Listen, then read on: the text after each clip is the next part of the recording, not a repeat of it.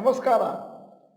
ಇವತ್ತಿನ ವಿಡಿಯೋ ಭವಿಷ್ಯದಲ್ಲಿ ಭಾರೀ ಲಾಭ ಕೊಡಬಹುದಾದ ಷೇರು ವಿಡಿಯೋ ನೋಡಿ. ನಾನು ಡಾಕ್ಟರ್ ಭರತ್ ಚಂದ್ರ. ವಿಡಿಯೋಗಳ ಉದ್ದೇಶ ಕನ್ನಡಿಗರ ಫೈನಾನ್ಷಿಯಲ್ ಎಜುಕೇಶನ್. ಇವತ್ತಿನ ಈ ವಿಡಿಯೋ ಬೈ ಚಾನ್ಸ್ ಯಾರಾದರೂ ಮಿಸ್ ಮಾಡಿಕೊಂಡ್ರೆ ನನಗನ್ಸುತ್ತೆ ನಿಮ್ಮ ಪೋರ್ಟ್ಫೋಲಿಯೋದಲ್ಲಿ ಒಂದು ಒಳ್ಳೆಯ ಶೇರನ್ನು ನೀವು ಮರೆತು ಬಿಡ್ತಾ ಇದ್ರಿ ಅಥವಾ ತಗೊಳ್ಳಿಕ್ಕೆ ಡಿಸೈಡ್ ಮಾಡದೇ ಇರ್ತೀರಿ.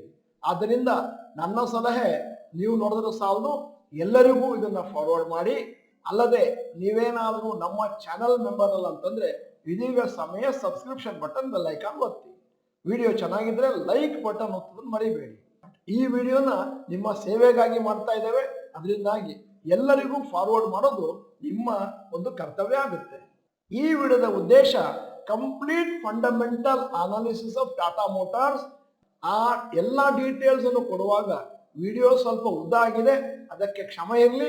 ಆದರೆ ಎಲ್ಲವನ್ನು ನೋಡಿದ ಮೇಲೆ ನೀವು ಡಿಸೈಡ್ ಮಾಡಬೇಕು ತಗೋಬೇಕೋ ಬೇಡವೋ ಅಂತ.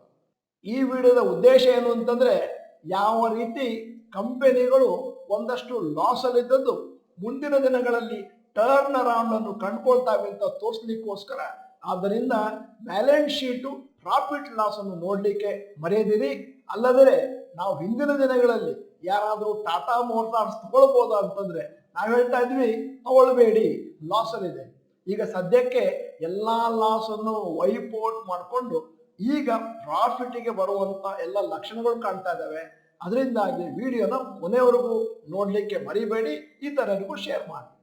ಮೊದಲಿಗೆ ಟಾಟಾ ಮೋಟಾರ್ಸ್ ಕಂಪನಿಯ ಪ್ರಯಾಣ ಹೇಗೆ ಸಾಗಿ ಬಂತು. ಇಷ್ಟು ವರ್ಷ ಸ್ಟಾರ್ಟ್ ಆಗಿದ್ದು 1945. ಲೋಕೋಮೋಟಿವ್ ಮ್ಯಾನುಫ್ಯಾಕ್ಚರರ್, ಟ್ರೈನ್ ಇಂಜಿನ್ ಮಾಡ್ತಾ ಇದ್ರು.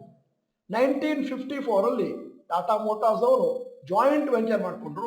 ಡ್ಯಾಮ್ಲರ್ ಬೆನ್ಸ್ ಅನ್ನುವ ಕಂಪನಿ ಜರ್ಮನಿದ್ದು, ಮತ್ತೆ ಲಾರಿ ಮ್ಯಾನುಫ್ಯಾಕ್ಚರಿಂಗ್ ಪ್ಲಾಂಟ್ ಅನ್ನು ಸ್ಟಾರ್ಟ್ ಮಾಡಿದ್ರು ಜಮ್ಶೆಡ್ಪುರ. ಅಲ್ಲಿಂದ it became a leader in the commercial vehicle segment in India. 1991 passenger vehicle segment ಕಾರುಗಳಿಗೆ ಇಳಿದ್ರು. In the next few years ಬೇಕಾದಷ್ಟು ಪಾಪ್ಯುಲರ್ ಕಾರುಗಳು ಮಾರುಕಟ್ಟೆಯಲ್ಲಿ ಬಂದು ಹೆಸರು ಹೇಳ್ತಾ ಇದ್ದೇನೆ: Tata Sierra, Tata Estate, Tata Sumo, Tata Safari ಇತ್ಯಾದಿ. 1998 ಟಾಟಾ ಇಂಡಿಕಾ ಅಂತ ಒಂದು ಹೊಸ ಕಾರನ್ನು ತಗೊಂಡ್ಬಂದ್ರು. ಅದು ಬಹಳ ಫೇಮಸ್ ಆಗಿತ್ತು. ಟ್ಯಾಕ್ಸಿ ಅವರು ಅದನ್ನ ರೆಗ್ಯುಲರ್ ಆಗಿ ಬಳಸ್ತಾ ಇದ್ರು. 2008 ಟಾಟಾ ಮೋಟಾರ್ಸ್ ಅವರು ಜಾಗ್ವರ್ ಲ್ಯಾಂಡ್ ರೋವರ್ ಅನ್ನುವಂಥ ಕಂಪನಿಯನ್ನ ಅಕ್ವೈರ್ ಮಾಡಿಕೊಂಡ್ರು. ಅದು ಪ್ರೀಮಿಯಂ UK ಕಾರ್ ಮ್ಯಾನುಫ್ಯಾಕ್ಚರರ್. ಮತ್ತೆ 2009 ಟಾಟಾ ನ್ಯಾನೋ ಅನ್ನುವಂಥ ಒಂದು ಕಾರನ್ನು ಮ್ಯಾನುಫ್ಯಾಕ್ಚರ್ ಮಾಡಿ ಭಾರತದಲ್ಲಿ ಅದನ್ನ ಲಾಂಚ್ ಮಾಡಿದ್ರು. ಮತ್ತೆ ಅವರ ಐಡಿಯಾ ಏನಿತ್ತು ಅಂತಂದ್ರೆ, ಯಾರು ಭಾರತದಲ್ಲಿ ಟೂ ವೀಲರ್ಗಳನ್ನು ಯೂಸ್ ಮಾಡ್ತಾ ಇದ್ದಾರೆ ಅವರಿಗೆ ಇದು ಅವರ ಜೀವನದಲ್ಲಿ ಪ್ರಥಮ ಬಾರಿಗೆ ಕಾರು ಕೊಂಡುಕೊಳ್ಳುವಂತಹದ್ದು ಆಗುತ್ತೆ ಅಂತ. ಮೊದಲಿಗೆ ಲಾಂಚಿಂಗ್ ನಲ್ಲಿ ಕಾರಿಗೆ 1 ಲಕ್ಷ ರೂಪಾಯಿ ಇಟ್ಟಿದ್ರು. ಮತ್ತೆ ಬೇಕಾದಷ್ಟು ಅಟೆನ್ಷನ್ ಆ ಕಾರಿಗೆ ಸಿಕ್ತು. ಆದರೆ ಅದರ ಸೇಫ್ಟಿ ಫೀಚರ್ಗಳು ಬಹಳ ಪೂರ್ ಇದ್ದದ್ರಿಂದ 2018 ಸೈರಸ್ ಮಿಸ್ತ್ರಿ, ಚೇರ್ಮನ್ ಆದ ಟಾಟಾ ಗ್ರೂಪ್ ಅವರು ಟಾಟಾ ನ್ಯಾನೋನ ಫೇಲ್ಡ್ ಪ್ರೊಡಕ್ಷನ್ ಅಂತೇಳಿ ಅವರ ಪ್ರೊಡಕ್ಷನ್ ಅನ್ನು 2018 ಸ್ಟಾಪ್ ಮಾಡಿದ್ರು. ಟಾಟಾ ಮೋಟಾರ್ಸ್ ಅವರು joint venture for bus manufacturing Tata Marco Polo with Brazilian company Marco Polo. Due to the financial problem of it subsidiary Jaguar Land Rover struggle ಮಾಡ್ತಾ ಇತ್ತು 2019 due to the 50% fall in sales in China. Tata motors ಅಷ್ಟು ದೊಡ್ಡ loss ಅನ್ನು write down ಮಾಡಬೇಕಾಯಿತು, ಅದನ್ನ ಸ್ವರ್ಗ ಮಾಡಬೇಕಾಯಿತು. Jaguar Land rover ಕಂಪನಿಯಲ್ಲಿ ಒಂದಷ್ಟು loss ಅದರಿಂದಾಗಿ ಟಾಟಾ ಮೋಟಾರ್ಸ್ ನಲ್ಲಿ ಕೂಡ ಲಾಸ್ ಬರಲಿಕ್ಕೆ ಪ್ರಾರಂಭ ಆಯಿತು. 2019 ಎಂಡಲ್ಲಿ ಟಾಟಾ ಮೋಟಾರ್ಸ್ ಅವರು ಅವರ ಮೊದಲ ಎಲೆಕ್ಟ್ರಿಕ್ ಕಾರ್ ಟಾಟಾ ಟೈಗೋರ್ ಮತ್ತು ಸಬ್ಸಿಕ್ವೆಂಟ್ಲಿ ಟಾಟಾ ನೆಕ್ಸಾನ್ ಅನ್ನು ಮಾರುಕಟ್ಟೆಗೆ ತಗೊಂಡ್ಬಂದ್ರು. ಅಷ್ಟೊತ್ತಿಗಾಗಲೇ ಜನರಿಗೆ ಎಲೆಕ್ಟ್ರಿಕ್ ಕಾರಿನ ಮೇಲಿನ ಇಂಟ್ರೆಸ್ಟ್ ಜಾಸ್ತಿ ಆಯಿತು. ಅದರಿಂದ ಟಾಟಾ ಮೋಟಾರ್ಸ್ ಟರ್ನ್ ಅರೌಂಡ್ ಆಗ್ಲಿಕ್ಕೆ ಶುರುವಾಯಿತು. ಅದೇ ಸಮಯದಲ್ಲಿ ಟಾಟಾ ಮೋಟಾರ್ಸ್ ಅವರು ಅವರ ಕಾರುಗಳನ್ನು, ಅದರ ಲುಕ್ ಅನ್ನು ಒಂದಷ್ಟು ರಿವ್ಯಾಂಪ್ ಮಾಡಿದ್ರು. ಪೆಟ್ರೋಲ್ ಕಾರುಗಳಲ್ಲಿ ಅದೇನ್ ಡಿಸೈನ್ ಇತ್ತು ಅದನ್ನ ಜಾಗ್ವರ್ ಲ್ಯಾಂಡ್ ರೋವರ್ UK ಅವರ ಎಕ್ಸ್ಪರ್ಟೈಸ್ ಇಂದ ಆ ಕಾರುಗಳ ಲುಕ್ ಅನ್ನು ಒಂದಷ್ಟು ಮಾಡರ್ನ್ ಮಾಡಿದ್ರು. ಮತ್ತು ನಿಮ್ಮ ಮುಂದೆ ಅದಕ್ಕೆ ಸಾಕ್ಷಿಯಾಗಿ ಒಂದಷ್ಟು ಫೋಟೋಗಳನ್ನು ಇಟ್ಟಿದ್ದೇನೆ. ಕಳೆದ 4-5 ವರ್ಷದ ಟಾಟಾ ಮೋಟಾರ್ಸ್ ಕಂಪನಿಯ ಚರಿತ್ರೆಯನ್ನು ತಗೊಂಡ್ರೆ ಟಾಟಾ ಮೋಟಾರ್ಸ್ ಕಾರುಗಳದ್ದು ಲುಕ್ ಬಹಳ ಇಂಪ್ರೂವ್ ಆಗಿದೆ ಮತ್ತು ಬೇಕಾದಷ್ಟು ಮಾಡರ್ನ್ ಆಗಿದೆ. ಕನ್ಸ್ಯೂಮರ್ಸ್ ಟಾಟಾ ಕಾರುಗಳನ್ನು ಕೊಳ್ಳಿಕ್ಕೆ ಹವಣಿಸ್ತಾ ಇದ್ದಾರೆ. ಸದ್ಯಕ್ಕೆ ಭಾರತದಲ್ಲಿ Tata motors electric car segment ಅಲ್ಲಿ ಲೀಡರ್ ಆಗಿ ಹೊರಹೊಮ್ಮಿದೆ ಮತ್ತು ಇನ್ನೊಂದಷ್ಟು ಹೊಸ ಮಾಡೆಲ್ಗಳನ್ನು ಮುಂದಿನ 3 ವರ್ಷದಲ್ಲಿ ಮಾರುಕಟ್ಟೆಗೆ ತರ್ತೇವೆ ಅಂತಲೂ ಘೋಷಣೆಯನ್ನು ಹೊರಡಿಸಿದ್ದಾರೆ. ಜನವರಿ 2024ರಲ್ಲಿ ಟಾಟಾ ಮೋಟಾರ್ಸ್ ಅವರು ಟಾಟಾ ಪಂಚ್ ಇವಿ ಅನ್ನುವಂತ ಕಾರನ್ನು ಮಾರುಕಟ್ಟೆಯಲ್ಲಿ ಲಾಂಚ್ ಮಾಡಿದ್ರು. ಇದು pure EV, no petrol alternative.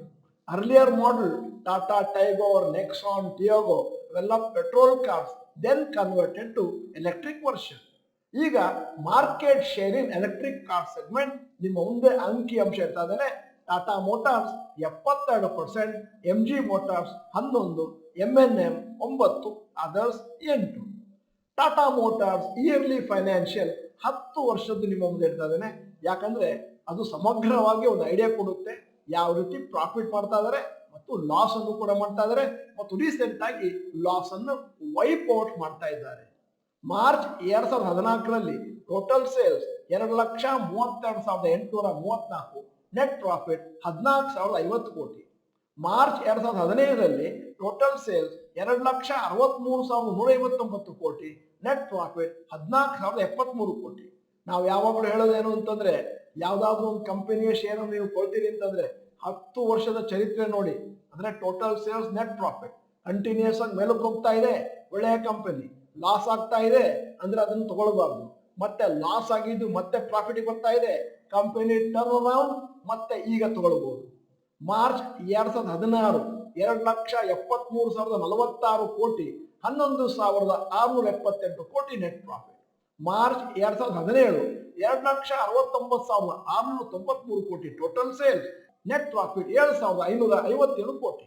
March 2018 total sales 2,99,550 ಕೋಟಿ, 9,091 ಕೋಟಿ ನೆಟ್ ಪ್ರಾಫಿಟ್.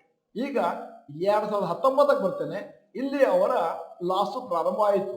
3,01,938 ಕೋಟಿ ಟೋಟಲ್ ಸೇಲ್ಸ್, ನೆಟ್ ಪ್ರಾಫಿಟ್ -28,724 ಕೋಟಿ. ಮಾರ್ಚ್ 2020 ಟೋಟಲ್ ಸೇಲ್ಸ್ 2,61,068 ಕೋಟಿ, ನೆಟ್ ಪ್ರಾಫಿಟ್ -11,975 ಕೋಟಿ. ಮಾರ್ಚ್ 2021ರಲ್ಲಿ 2,49,795 ಕೋಟಿ ಟೋಟಲ್ ಸೇಲ್ಸ್, ನೆಟ್ ಪ್ರಾಫಿಟ್ -13,395 ಕೋಟಿ. ಮಾರ್ಚ್ 2022 ಟೋಟಲ್ ಸೇಲ್ಸ್ 2,78,454 ಕೋಟಿ, net profit -11,309 crores. March 2023 total sales 3,45,967 ಕೋಟಿ, ನೆಟ್ ಪ್ರಾಫಿಟ್ +2,690 ಕ್ರೋರ್ಸ್. ಇನ್ನೊಮ್ಮೆ ಹೇಳಬೇಕು, +2,690 ಕ್ರೋರ್ಸ್. ಇಂತಹ ಕಂಪನಿಗಳಿಗೆ ಟರ್ನ್ ಅರೌಂಡ್ ಕಂಪನಿಗಳು ಅಂತ ಹೇಳ್ತಾರೆ. ಯಾರಾದ್ರೂ ನಮಗೆ 2019, 20, 21, 22ರಲ್ಲಿ ಟಾಟಾ ಮೋಟಾರ್ಸ್ ತಗೊಳ್ಬೋದಾ ಅಂತಂದ್ರೆ ನಾನು ಆ ರೆಡ್ ಮಾರ್ಕ್ ಅನ್ನು ನೋಡಿ ಹೇಳ್ತಾ ಇದೆ ತಗೊಳ್ಬೇಡಿ ಅಂತ. ಈಗ ಸದ್ಯಕ್ಕೆ ಟರ್ನ್ ಅರೌಂಡ್ ಪ್ರಾರಂಭ ಆಗಿದೆ. ಬಹುಶಃ ಕಂಪನಿ ಇನ್ನು ಮುಂದೆ ಪ್ರಾಫಿಟ್ಗೆ ಕಂಟಿನ್ಯೂಸ್ ಹೋಗ್ಬೋದು. ಈಗ ಟಾಟಾ ಮೋಟಾರ್ಸ್ ಸೇಲ್ಸ್ ಮತ್ತು ಪ್ರಾಫಿಟ್ ಗ್ರೋತ್ 5 ವರ್ಷಕ್ಕೆ sales growth 3% per annum, net profit growth -20% per annum. 10 ವರ್ಷಕ್ಕೆ ಸೇಲ್ಸ್ ಗ್ರೋತ್ 6% ಪರ್ ಆನಮ್ ಮತ್ತು net profit growth -13% per annum. ಈಗ ಇನ್ನೂ ಒಂದು ಅಂಕಿಅಂಶ ನಿಮ್ಮ ಮುಂದೆ ಇಡ್ತಾ ಇದ್ದೇನೆ. ಇದನ್ನು ನೋಡಿದ್ರೆ ನಿಮಗೂ ಕೂಡ ಒಂದಷ್ಟು ಕಾನ್ಫಿಡೆನ್ಸ್ ಬರುತ್ತೆ. SEP ನಲ್ಲಿ ಪರ್ಚೇಸ್ ಮಾಡಲಿಕ್ಕೆ Tata Motors company yearly closing price 2000ರಲ್ಲಿ ₹16.26, 2005ರಲ್ಲಿ ₹120.79, 2011ರಲ್ಲಿ ₹176.51, 2017ರಲ್ಲಿ ₹431.2, 2023ರಲ್ಲಿ ₹780.75. ಇದು ವರ್ಷ ಇಂಪ್ರೂವ್ಮೆಂಟ್ ಆಗಿದ್ದು SEP ನಲ್ಲಿ. ನಿಮ್ಮ ಮುಂದೆ ಇನ್ನೂ ಒಂದು ಅಂಕಿಅಂಶ ಇರ್ತದೆ, ಅವಾಗ ಎಲ್ಲವೂ ಅರ್ಥ ಆಗೋಗುತ್ತೆ SEP ತಗೊಂಡವರಿಗೆ ಯಾವ ತರ ಪ್ರಾಫಿಟ್ ಆಗಿದೆ ಅಂತ. ₹10,000 ನೀವು ಜನವರಿ 2000 ಇಸ್ವಿಯಿಂದ ಪ್ರತಿ ವರ್ಷ ತಗೊಳ್ತೀನಿ ಬಿಗಿನಿಂಗ್ ಆಫ್ ದ ಇಯರ್ ಅಂತಂದ್ರೆ 2000ದಿಂದ 2024ವರೆಗೆ 25 instalment, total 3,045 shares Tata motors ನಿಮ್ಮಲ್ಲಿ ಜಮಾ ಆಯಿತು. Today's approximate share value 812, total value 3045 into 812 24,72,540 ರೂಪಾಯಿ ನಿಮಗೆ ಬಂದಾಗಾಯಿತು. ಹಾಕಿದ್ದು ಹಣ ಪ್ರತಿ ವರ್ಷ 10,000 ಅಂತಂದ್ರೆ ಅಂದಾಜು 2,50,000. ಈಗ ಇನ್ನೂ ಒಂದು ಲೆಕ್ಕ, 10,000 ರೂಪಾಯಿಯನ್ನು 3ನೇ ತಾರೀಕು ಜನವರಿ 2000 ಲಂಸಮ್ ಆಗಿ ಒನ್ ಟೈಮ್ ಪೇಮೆಂಟ್ ಆಗಿ ಹಾಕಿದ್ರೆ ಅವತ್ತು 38 ರೂಪಾಯಿ 64 ಪೈಸೆ ಇತ್ತು. Price adjusted for bonus and split. ಮತ್ತೆ 27ನೇ ತಾರೀಕು ಜನವರಿ 2024 2,10,144 ರೂಪಾಯಿ ಆಗಿದೆ. ಅಂದರೆ ಸದ್ಯದ rate 812. CAGR 12.91% per annum work out ಆಗಿದೆ. ಈಗ Tata motors returns for different period. ಒಬ್ಬ ಇನ್ವೆಸ್ಟರ್ 1 ವರ್ಷದ ಕೆಳಗೆ ಹಣ ಹಾಕಿದ್ರೆ 82% ನೆಲೆಕೊಂಡಿದೆ. 3 ವರ್ಷದ ರಿಟರ್ನ್ಸ್ 45%, 5 ವರ್ಷ ರಿಟರ್ನ್ಸ್ 36% ಪರ್ ಆ್ಯನಮ್, 10 ವರ್ಷ ರಿಟರ್ನ್ಸ್ ಕೇವಲ 9% per annum. Tata motors graph ಇಟ್ಟಿದ್ದೇನೆ. 2000 ಇಸ್ವಿಯಿಂದ 2024 ಜನರಲ್ ಟ್ರೆಂಡ್ ಮೇಲಕ್ಕೆ ಹೋಗುವುದು, ಆದರೆ ಮಧ್ಯದಲ್ಲಿ ಬೇಕಾದಷ್ಟು ಕರೆಕ್ಷನ್ಸ್ ಆಗಿದೆ. ಬಹುಶಃ ಇನ್ನು ಮುಂದಿನ ದಿನಗಳಲ್ಲಿ ಇಷ್ಟು ದೊಡ್ಡ ಕರೆಕ್ಷನ್ಗಳು ಆಗದೇ ಇರಬಹುದು ಮತ್ತು ಆದಷ್ಟು ಮೇಲೆ ಮೇಲೆ ಹೋಗಕ್ಕೆ ಪ್ರಾರಂಭ ಆಗುತ್ತೆ. ಯಾಕಂದ್ರೆ ಸದ್ಯದ ಮಟ್ಟಿಗೆ ಅವರು ಪ್ರಾಫಿಟ್ ಅಲ್ಲಿ ಇದ್ದಾರೆ. ಟಾಟಾ ಮೋಟಾರ್ಸ್ ಬೋನಸ್ ಮತ್ತು ಸ್ಪ್ಲಿಟ್ ಹಿಸ್ಟ್ರಿ 2000 ಇಸ್ವಿಯಿಂದ ಮೊದಲ ಸ್ಪ್ಲಿಟ್ ಆಗಿರೋದು 2011 ratio 10:2. After split shares 500, existing shares 100, total 500. Assuming that investor had 100 shares, ಆವಾಗ 100 ಇದ್ದದ್ದು ಈಗ 500 ಶೇರ್ಸ್ ಆಗಿದೆ. ಸದ್ಯದ ಮಟ್ಟಿಗೆ ಎಲೆಕ್ಟ್ರಿಕ್ ಕಾರ್ಸು ಭಾರತದಲ್ಲಿ ಪೆನೆಟ್ರೇಷನ್ ಇರುವುದು ಕೇವಲ 1.5% of the total car sales. ಆದರೆ ಮುಂದಿನ ದಿನಗಳಲ್ಲಿ ಈ ಪರ್ಸೆಂಟೇಜ್ ಮೇಲೆ ಹೋಗುವಂತ ಎಲ್ಲಾ ಚಾನ್ಸಸ್ ಇದೆ. ಇತ್ತೀಚಿನ ದಿನಗಳಲ್ಲಿ ಹೈಬ್ರಿಡ್ ಕಾರ್ಸ್ ಬಹಳ ಪಾಪ್ಯುಲರ್, ಪೆಟ್ರೋಲ್ ಮತ್ತು ಎಲೆಕ್ಟ್ರಿಸಿಟಿ ಕಾಂಬಿನೇಷನ್. ಮಾರುತಿ ಸುಜುಕಿ ಮತ್ತು ಟೊಯೋಟಾ ಕಿರ್ಲೋಸ್ಕರ್ ಅವರು ಕೂಡ ಸದ್ಯದ ಮಟ್ಟಿಗೆ ಹೈಬ್ರಿಡ್ ಕಾರುಗಳನ್ನು ಹೊರಗೆ ತರಲಿಕ್ಕೆ ಯೋಚನೆ ಮಾಡ್ತಾ ಇದ್ದಾರೆ. ಮಾರುತಿ ಸುಜುಕಿ ಮತ್ತು ಟೊಯೋಟಾ ಕಿರ್ಲೋಸ್ಕರ್ ಅವರ ಪ್ರಕಾರ hybrid car will be in demand. ಯಾಕಂದ್ರೆ ಮೊದಲು ಜನ ಎಲೆಕ್ಟ್ರಿಕ್ ಕಾರಿಗೆ ಶಿಫ್ಟ್ ಮಾಡೋ ಮುಂಚೆ ಈ ಹೈಬ್ರಿಡ್ ಕಾರಿಗೆ ಶಿಫ್ಟ್ ಮಾಡ್ತಾರೆ. ಸದ್ಯದ ಮಟ್ಟಿಗೆ ನೀವು ರೇಟ್ ಅನ್ನು ನೋಡಿದ್ರೆ electric cars 20 to 30% more expensive than petrol cars. ಆದ್ದರಿಂದ ಬಹಳ ಜನ ಈ ಕಾರನ್ನು ತಗೊಳ್ಳಿಕ್ಕೆ ಹಿಂದೇಟಾಗ್ತಾರೆ. ಅಷ್ಟೇ ಅಲ್ಲ, ಲಾಂಗ್ ಟ್ರಿಪ್ಪಿಗೆ ಎಲೆಕ್ಟ್ರಿಕ್ ಕಾರುಗಳನ್ನು ಕೊಂಡೋಗ್ಲಿಕ್ಕಾಗಲ್ಲ. ಯಾಕಂದ್ರೆ ಚಾರ್ಜಿಂಗ್ ಇನ್ಫ್ರಾಸ್ಟ್ರಕ್ಚರ್ ರೈಟ್ ನಾವು ನಮ್ಮ ದೇಶದಲ್ಲಿ ಎಲ್ಲ ಕಡೆ ಇಲ್ಲ. ಸದ್ಯದ ಮಟ್ಟಿಗೆ ಎಲೆಕ್ಟ್ರಿಕ್ ಕಾರನ್ನು ಜನ ಕೇವಲ ಸಿಟಿ ಯೂಸ್ ಮಾಡ್ಕೋತಾರೆ. ಯಾಕಂದ್ರೆ ಅಕಸ್ಮಾತ್ ಏನಾದರೂ ಚಾರ್ಜ್ ಹೆಚ್ಚು ಕಡಿಮೆ ಆದ್ರೆ ಕೆಲವು ಕಡೆ ಚಾರ್ಜಿಂಗ್ ಸ್ಟೇಷನ್ಸ್ ಇದ್ದಾವೆ. ಮಾರುತಿ ಸುಜುಕಿ ಕಂಪನಿಯ ಘೋಷಣೆಗಳ ಪ್ರಕಾರ ಅವರು ಫಸ್ಟ್ ಇವಿ ಕಾರನ್ನು 2024 ತರ್ತಾ ಇದ್ದಾರೆ. ಮತ್ತೆ 6 more models by 2030. ಆದ್ದರಿಂದ ಟಾಟಾ ಮೋಟಾರ್ಸ್ಗೆ ಹೆವಿಯಾಗಿ ಕಾಂಪಿಟಿಷನ್ ಕೊಡೋರು ಯಾರು ಅಂತಂದ್ರೆ ಮಾರುತಿ ಸುಜುಕಿ. ಮುಂದಿನ ದಿನಗಳಲ್ಲಿ ಮಾರುತಿ ಸುಜುಕಿ ಮತ್ತು ಇತರ ಸುಮಾರು ಕಂಪನಿಗಳು ಎಲೆಕ್ಟ್ರಿಕ್ ವೆಹಿಕಲ್ ಸೆಗ್ಮೆಂಟ್ಗೆ ಬರೋದ್ರಿಂದ ಟಾಟಾ ಮೋಟಾರ್ಸ್ ಅವರು ತಮ್ಮ ಲೀಡರ್ಶಿಪ್ ಏನಿದೆ ಎಲೆಕ್ಟ್ರಿಕ್ ವೆಹಿಕಲ್ ಸೆಗ್ಮೆಂಟ್ ಅಲ್ಲಿ ಅದನ್ನ ಮೇಂಟೈನ್ ಮಾಡ್ಲಿಕ್ಕೆ ಆಗುತ್ತೋ ಇಲ್ವೋ ಅಂತ ನೋಡ್ಬೇಕಾಗತ್ತೆ. ಯಾಕಂದ್ರೆ ಮಾರುತಿ ಸುಜುಕಿ ಕಂಪನಿಗೆ ಒಂದು ಒಳ್ಳೆಯ ಬ್ರ್ಯಾಂಡ್ ವ್ಯಾಲ್ಯೂ ಇದೆ ಮತ್ತು ಶೋರೂಮ್ ನೆಟ್ವರ್ಕ್ ಮಜಬೂತ್ ಆಗಿದೆ when compared to Tata motors. ಇನ್ನು 2-3 ವರ್ಷಗಳಲ್ಲಿ ಸ್ಪಷ್ಟತೆ ಸಿಗುತ್ತೆ ಮಾರುಕಟ್ಟೆಯಲ್ಲಿ ಎಲೆಕ್ಟ್ರಿಕ್ ವೆಹಿಕಲ್ ಸೆಗ್ಮೆಂಟ್ ಅಲ್ಲಿ ಯಾರು ಮುಂದಕ್ಕೆ ಹೋಗ್ತಾರೆ, ಟಾಟಾ ಮೋಟಾರ್ಸು ಇಲ್ಲ ಮಾರುತಿಯು. ಆದರೆ ಒಂದಂತೂ ನಿಜ, ಟಾಟಾ ಮೋಟಾರ್ಸ್ ಒಂದಷ್ಟು ಟರ್ನ್ ಅರೌಂಡ್ ಅನ್ನು ಕಂಡಿದೆ ಮತ್ತು ಇದನ್ನು ಬೈ ಮಾಡೋದು ವರ್ತ್ ತರ ಕಾಣ್ತಾ ಇದೆ.